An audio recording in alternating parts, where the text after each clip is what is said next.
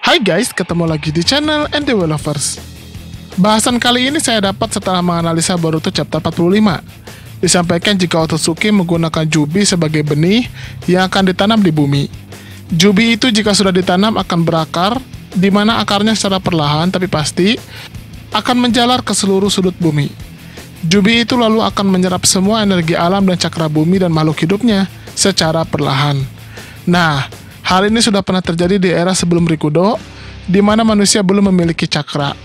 Tapi saya menemukan fakta jika kemungkinan besar, bukan Kaguya yang menanam Jubi di planet bumi. Jika bukan Kaguya, lalu siapa? Kali ini kita akan bahas. Tapi sebelum lanjut, jangan lupa untuk klik tombol subscribe bagi yang belum subscribe, dan klik tombol like serta share video ini di semua sosmed teman-teman. Oke, kita akan bahas sekarang. Let's check it out.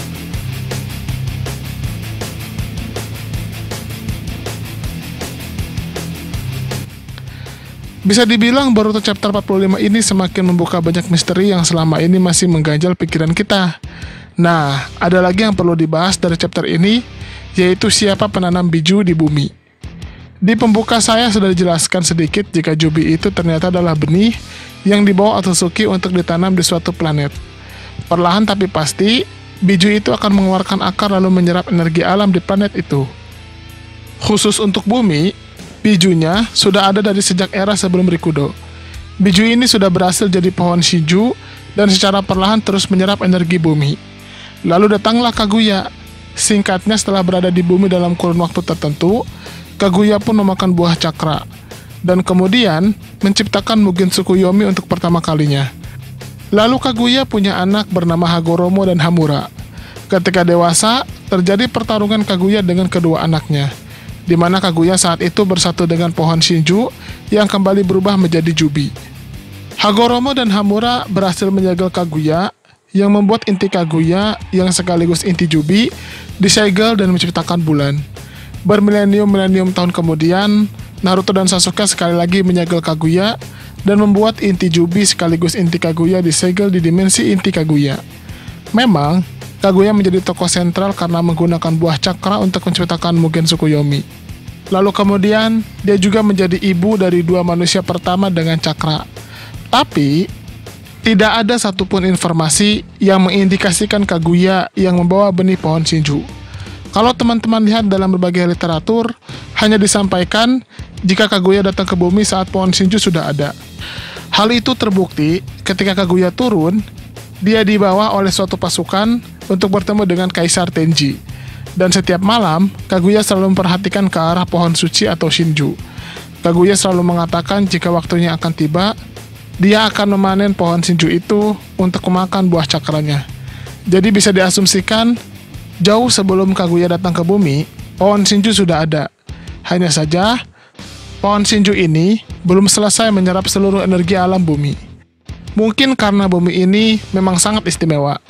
Energi alam di bumi sangat banyak sehingga pohon Shinju perlu waktu sangat lama dibandingkan dengan pohon Shinju di planet lain. Lalu siapa yang menanam Jubi pertama kali? Saya punya dua kandidat yang bisa mengarahkan pada sosok Otsutsuki yang menanam Jubi di bumi. Yang pertama adalah Ishiki Otsutsuki sendiri. Dan yang kedua, ada sosok Otsutsuki yang patungnya ada di dimensi lava dan dimensi es milik Kaguya, yang awalnya saya mengira sosok patung itu adalah Kaguya sendiri. Tapi sepertinya bukan. Sosok ini memiliki tanduk yang sangat berbeda dengan Kaguya atau Otsutsuki lain yang sudah pernah datang ke bumi. Sekarang kita coba pada Otsutsuki pertama yang dicurigai, yaitu Ishiki Otsutsuki. Saya berasumsi Ishiki adalah yang pertama kali menanam Jubi di bumi, karena sosok ini adalah sosok pasangan Kaguya yang turun ke bumi. Ishiki juga sosok Otsutsuki yang sampai saat ini masih ada, dan sepertinya sudah sangat lama ada di bumi, terbukti dengan kemampuannya memanfaatkan Jigen dan membentuk organisasi Kara. Selain itu, sosok Jigen yang menjadi wadah Ishiki juga sosok manusia yang tidak bisa memproduksi cakra sendiri. Bisa jadi, Jigen ini sudah ada sejak era sebelum cakra menjadi bagian tubuh manusia. Mungkin saja Jigen sudah ada sejak era Kaguya. Nah, saya pun berteori, tapi jangan baper ya teman-teman, namanya juga teori, biar seru bahasannya. Jadi teorinya, Ishiki sudah datang pertama kali ke bumi, lalu menanam Jubi di bumi. Ishiki lalu tinggal di bumi secara diam-diam sehingga tidak ketahuan manusia. Setelah berjalan waktu mungkin puluhan sampai ratusan bahkan ribuan tahun, pohon Shinju mulai menjulang sampai terus menyerap energi bumi yang begitu besar. Mungkin saja di perjalanan Kaguya datang ke bumi, dia sempat bertemu dengan Ishiki. Dan sepertinya terjadi pertempuran antara keduanya, sehingga Kaguya sampai ke bumi dalam bentuk Otsutsuki-nya sudah hilang. Dan Ishiki mungkin sekarat dan ditemukan oleh Jigen. Jadilah Otsutsuki itu masuk ke tubuh Jigen. Jika benar itu adalah Ishiki, maka Jubi yang sekarang ada di dimensi Jigen merupakan Jubi kedua yang dibawa oleh Ishiki untuk digunakan di bumi. Teori yang kedua, sosok Otsutsuki yang menanam Jubi di bumi memang bukan Ishiki atau Kaguya, tapi sosok lain yang diabadikan Kaguya di istananya di dimensi lava dan es. Asumsi saya, bukan tanpa alasan, Kaguya sampai mengabadikannya dalam bentuk patung jika Otsutsuki ini bukan sosok yang penting. Saya pernah menemukan bahasan di Reddit, jika patung Otsutsuki ini adalah pemimpin klan Otsutsuki. Tapi memang belum ada informasi lebih lanjut, siapa Otsutsuki ini. Hanya saja, yang pasti ini bukan Kaguya. Karena dari rambut dan tanduk sangat jauh berbeda dengan Kaguya, dan terlihat Otsutsuki ini seperti berjenis kelamin laki-laki.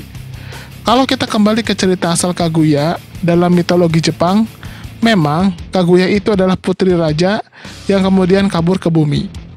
Karena Masashi Kishimoto mengadaptasi mitologi ke dalam Naruto, bisa jadi sosok ini adalah ayah dari Kaguya yang juga merupakan raja Otsutsuki. Nah, bisa jadi sosok inilah yang pertama kali menanam Jubi di bumi.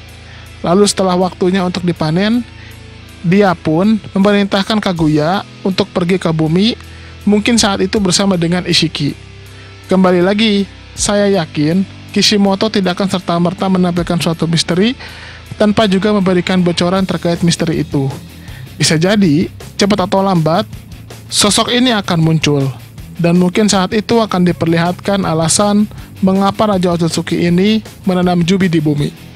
Nah, bagi teman-teman sendiri, kira-kira lebih pilih yang mana? Apakah Otsutsuki yang menanamkan Jubi pertama kali di bumi adalah Ishiki? Atau sosok yang jadi patung di dunia Kaguya? Atau mungkin punya pendapat lain? Silahkan berikan komentarnya di kolom komentar kami. Terima kasih.